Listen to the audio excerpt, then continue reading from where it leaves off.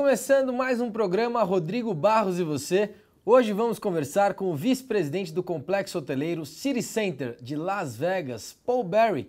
Um bate-papo muito bacana de dentro do cassino. Tudo sobre o que acontece na Cidade do Pecado, também dos Estados Unidos e agora de Nova York. Uma entrevista com o embaixador do Malaui, Brian Bowler. Uma conversa bastante interessante, na visão de um diplomata africano. Acompanhe!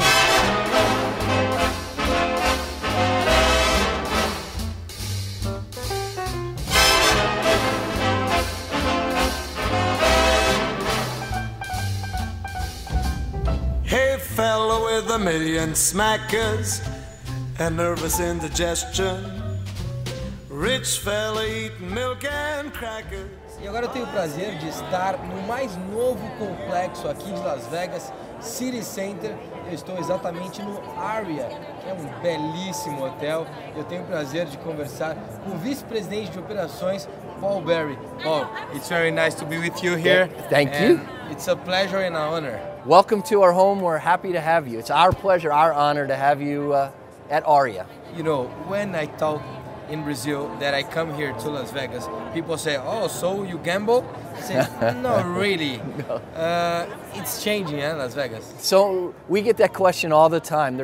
But there's so much more than just to gamble in Las Vegas, right?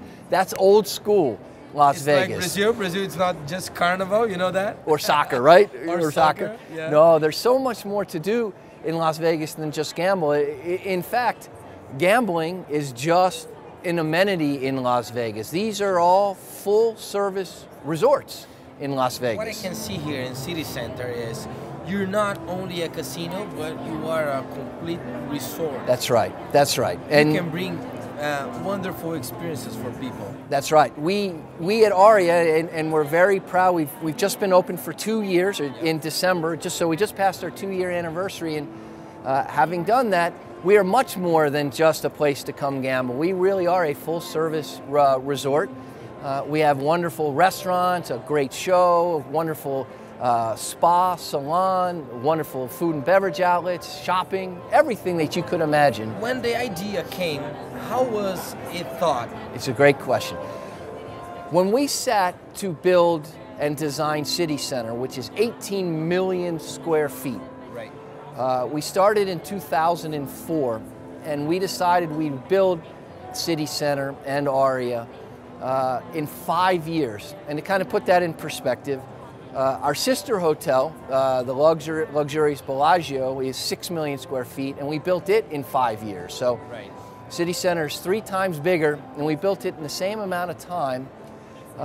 We wanted to develop the next generation of Las Vegas, or if you will, the maturization and the urbanization of Las Vegas. What was the next step of Las Vegas? And that's what we set out to do. We wanted to do Las Vegas. What is that? Yeah, we wanted to take Las Vegas and do something that had never been done before. We wanted to say, let's say everything that we had ever previously designed, previously had thought about, let's put it on its ear and completely redo it. Completely everything that was comfortable and traditional, we wanted to try something different and build an iconic complex that would stand the test of time. Something that people could appreciate for today, tomorrow, 10 years, and 50 years. Perfect. So what you will see as you come through City Center and Aria specifically is a building that is a little different in terms of Las Vegas in that it is unthemed. Or the theme, if you really want to put a theme on it, is all about art, architecture, and design. Perfect. You gotta know that our economy is gonna be the 5th economy in the whole world to investors. That's right. So you know what? You should do a City Center in Brazil. Exactly. You know? You bet. And I want to talk about one thing very important. In Brazil, in 2014, we're going to receive the World Cup. 2016, we're going to receive the Olympics Games. We're going to have the whole world with their eyes in Brazil. Yep. But we have a problem. We don't have this infrastructure. And another problem is the infrastructure that we have with the hotels is not that good. if you have like the Formula One in Brazil, if you have an important gaming going on in Brazil, an important fair going on in Brazil, in São Paulo especially, let's talk about São Paulo, our biggest city, you don't have a hotel to stay. So my point here is how to train, and that's what I said all the time here in my show, how to train people to work on that, because I know there's more than 80 types of work employees here, right? That's right. That's right. I will tell you, it's a great question. We took, at the opening of ARIA, 175,000 applications. So you can imagine the process just to take 175,000 applications. Everything was done online, electronically, paperlessly. Just to organize this checklist? Just to organize that. It's too big. Then we did 55,000 job offers. I'm sorry, 55,000 interviews. And then we did 10,000 job offers. And then, from there, we developed training programs. And our training programs were done day by day, down to the minute. And I'll tell you, it was done so methodically because you don't have a minute to waste, and it has to be done so simplistically because you mentioned the 80, 85 job classifications that we have. Yeah. If you don't keep it so simple, because you have so many employees, it'll get it gets lost. The more complicated you make it, the less chance of success you have. Yeah, keep it simple. What's the best thing you look when you're looking for a new employee? That's a great question, and I got asked that hundreds of times, and I say the same thing every time. People would say, I bet you were looking for the most experienced hotel person around. They had to have 10 years of this or 15 years of that. And I said, absolutely not. We look for attitude and aptitude. All I wanted to see is, when people came in the interview, did you smile? Do you care? And are you genuine? Because I believe we developed training programs that could teach anyone how to use a computer system or how to do A, B, or C. I'm sure you cannot teach how you should like. That's right. You cannot teach genuineness, smiling, and caring. That's all you look for. That's true. How many rooms you have here? 4,000 rooms. 4,000 rooms? 4,000 rooms. We're a city just amongst ourselves. That's why it's city center, That's right. That's why it's city center. That's right. If you can tell our people from Brazil now, if they come here to the city center about their experiences, choose 2 things that they should do. Well, when they come here, they're going to have to go to all of the restaurants, and we have so many gourmet rooms. I can tell you, I've been day before yesterday to Julian Serrano. Oh, fantastic! And I had a good paella there. Fantastic. Good wine and good paella. Oh, fantastic! You have to go to our retail shopping area called Crystals, which is just every high-end retail store you could ever imagine. It is fabulous. You're going to have to walk through and see our public art program. See, City Center is much more than just a compilation of hotel rooms. It is also about a public art program. We are also the nation's, or the leading green building in the country, which is really important. That is a complete whole different thing that we decided to go out and be green. Yeah. Public art program about architecture. There's so much to do. You can't do 2. You can't. There's so much more to do. 2 a day. How about that? You can do 2 a day. And then you got to stay for a week. I always like to talk about dreams. Yeah. What the city center next to dream? I answer that question many different ways. City Center likes to dream for all the employees because it's a wonderful place to come work, develop, and dream about how you can develop and how we can make customers become family members. I always tell folks, and one of the things we tell employees is we welcome customers as if this is our home. So we dream as if we've welcomed everyone into our home and they become family.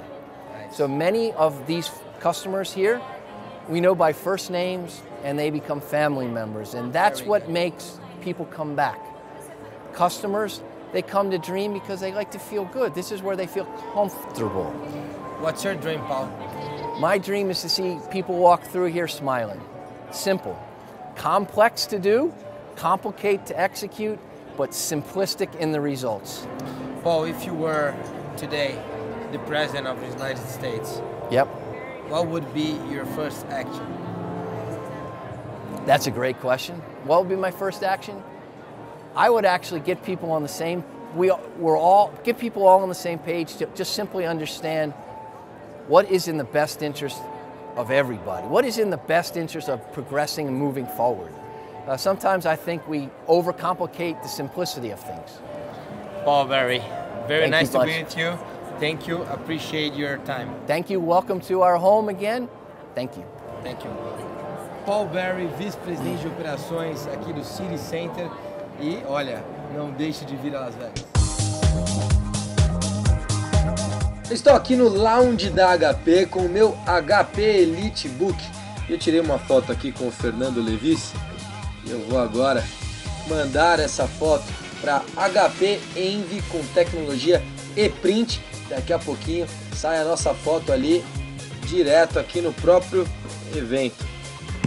Pronto, já foi aqui do meu HP Elite Book.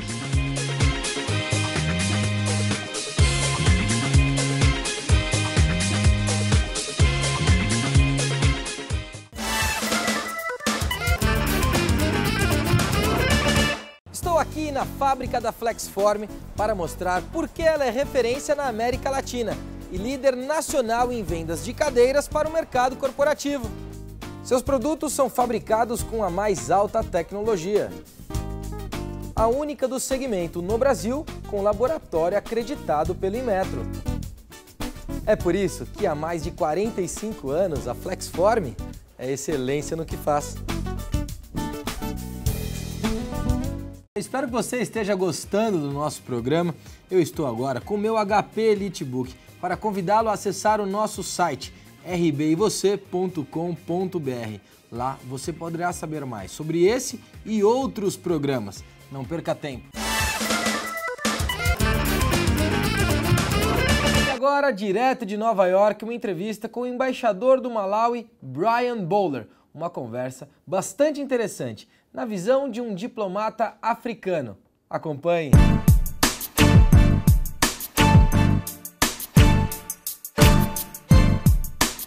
Nós temos o prazer de estar aqui na casa de Paolo Zampoli, mas na verdade para conversar com o também embaixador Brian Bowler de Malaui. Ambassador, very nice to be with you. Very nice to be with you this afternoon. Thank you for your time. Thank you. Ambassador, we are living a very important time for the Earth. And I think we are improving our relationship. How are you looking for that? The world is becoming extremely challenging throughout the world. Of course, coming yourself from Brazil, Yeah. I can see Brazil is doing very well throughout the world. They're regarded closely as a very strong friend of Africa, Yeah. where I am from. You know, Sure. my country, Malawi, is in the southern part of Africa.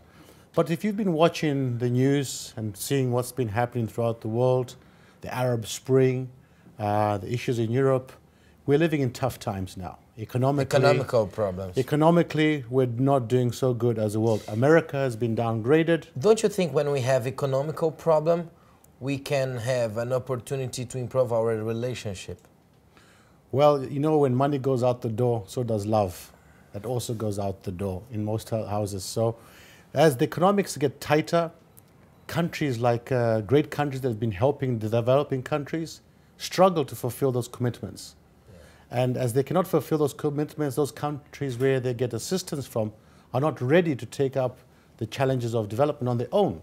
Yeah. So as the world is getting more economically tougher, the relationship between countries will be strained, in my opinion, because the countries which have developed first and fast in the very beginning can no longer support the poorer countries and fulfill their commitments. What can happen in a couple of years with that? Well, people are trying to discuss to find the poorer countries, first of all, don't want to be poor. It's not in their interest to be poor. They are at different development stages of the World Development Index. And like Africa, you know, most least developed countries come from Africa. Yeah. And it's not their interest to be, or it's not their wish to be poor. and they're trying to work themselves out of poverty. But the starting lines are different. You can imagine most of our countries were colonized many, many years ago, and this is an old story. Yeah. We don't want to talk about the old story, but what we want is to be able to export our commodities to the European markets and get a fair market price for fair trade. Is this the time to change the culture from the European? For sure, but also the Europeans also are challenged. You can imagine countries like, say, France, with a huge population, very strong in agriculture. The people who are in the farming industry are struggling there in France. And when they see foreign commodities at their doorstep from foreign countries, it reduces the French agriculture commodities. And the French people also need to make a living. So it's a difficult balance by this. But we are asking mostly from the developing world is to have the market access to be able to export our commodities to them. At preferably to get us going at preferential trade rates. Yeah, talking about these projects, which were like the most biggest projects you're working now? Economic projects. Yeah. Right on a national level, we're looking at the Shiri-Zambezi waterway. In my part of the world, Malawi, geographically, we have a huge waterway from the Indian Ocean, yeah. Which comes up into inland to Malawi. And my president has had the initiative to look at this and call it the Shiri-Zambezi Waterway Project. And it's a $5 billion investment project, which will then make my country no longer landlocked. But if Malawi is no longer landlocked, it means we can move our commodities cheaper and have more access to markets. Because you actually have a very good logistic. Our logistics are improving. They're not phenomenal, but with the support of Brazil. You know, Brazil have done a major investment in Mozambique, for example, which is our neighbor. Yeah. And they're also business companies also investing in Malawi, my country. So infrastructure projects? Infrastructure projects, railway infrastructure projects, mining projects, road projects. So the Brazilian What interest... about the green projects? The green revolution or the green projects in green energy projects? Green energy. Yeah, green energy it has to become a reality. You know, it has to become a reality because relying upon traditionally, like my country, as an example, we rely on hydro electricity, which is generated by the flow of rivers or water. And now our rivers are coming down. So the flow of water is not what it used to be because of the global warming. And the weather patterns have changed significantly. So we now have to look at green energy and other ways of generating power. Do you think the world is getting this green projects and the sustainability problems as it should? We are not moving as fast as we should be moving because the green projects are good for the world, they're good for the earth, and they're good for the environment. And we need to move very quick and quicker. They may cost a little more to start them off, but people are now becoming more sensitive and are willing to pursue and invest in the green revolution and the green project. So I'm encouraged to move on. Of course, your country, again, I keep mentioning your country, is also a forecast because through the green revolution, technology which you have mastered in your part of the world, we can borrow a lot of those ideas. We are here in New York, and I mean, it's a wonderful city. And when it comes at night, you can see all the lights and everything. And we are here. United States is not the country that you should follow for the green energy, for the, I mean, sustainability. Yes, it's not. We need to go to Europe, and particularly countries like Norway, you know, Finland, Denmark, those Northern European countries who are leaders in sensitivity to the environment. Here in America, everything is in excess. Isn't this the good time to discuss this here in America? And I mean, the President Obama should talk more about that.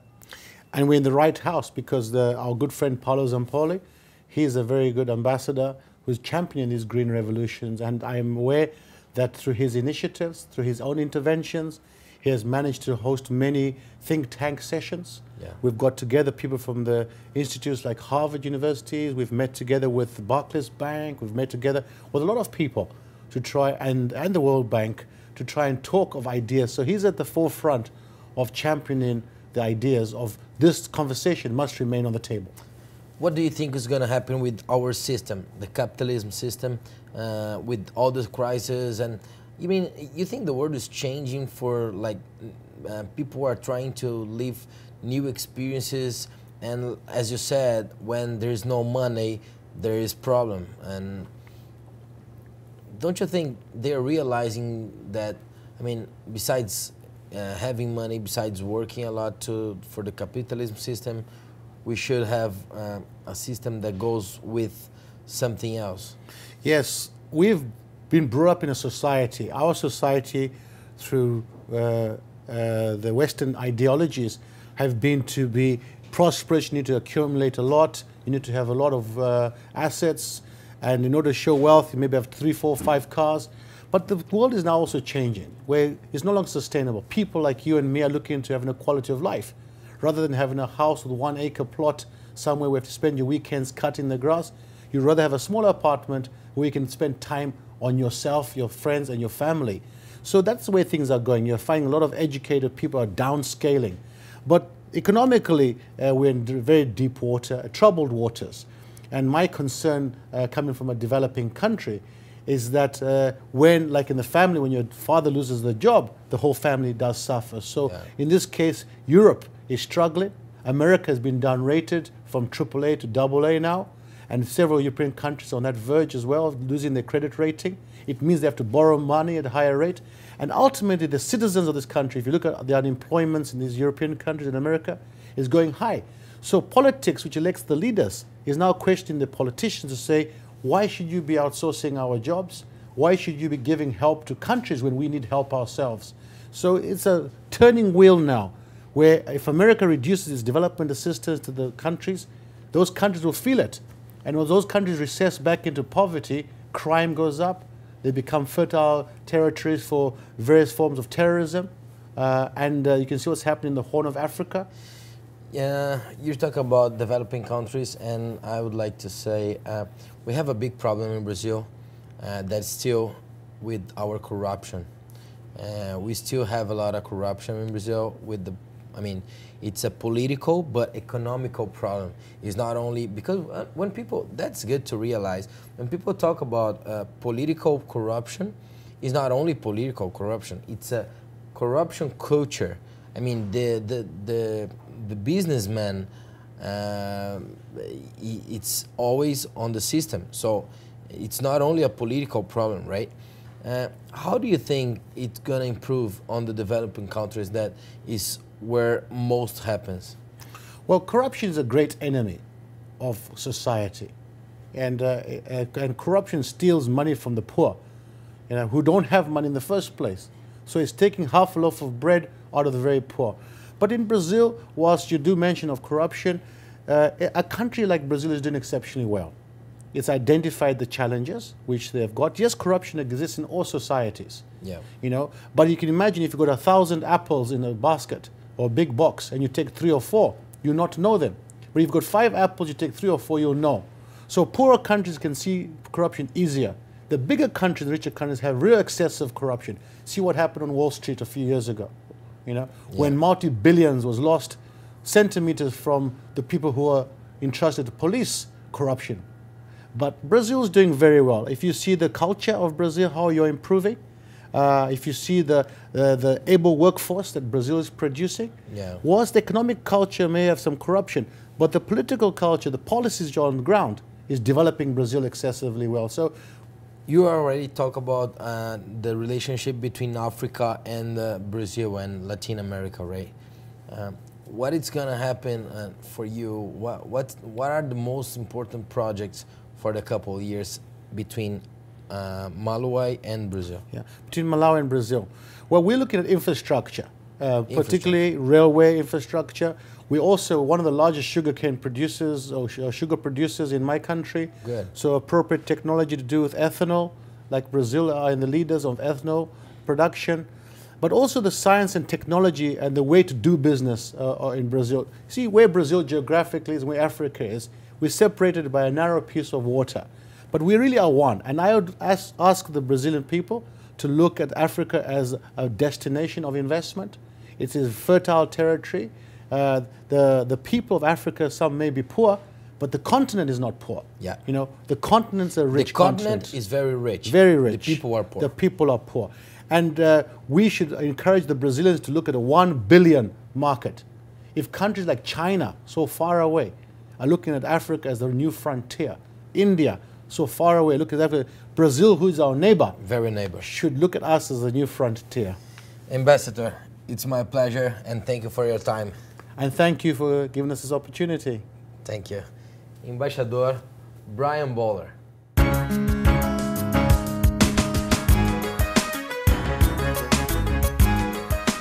E esta foi a nossa conversa com Brian Bowler, embaixador do Malaui. É isso mesmo, a África bombando aí com o Brasil. Obrigado pelo seu carinho, também é claro pela sua audiência. E eu te espero de domingo a sexta-feira, às 11h30 da noite. Até lá!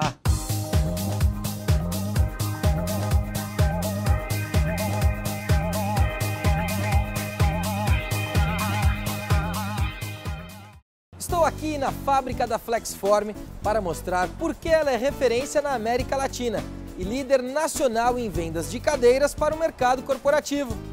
Seus produtos são fabricados com a mais alta tecnologia. A única do segmento no Brasil com laboratório acreditado pelo Inmetro. É por isso que há mais de 45 anos a Flexform é excelência no que faz.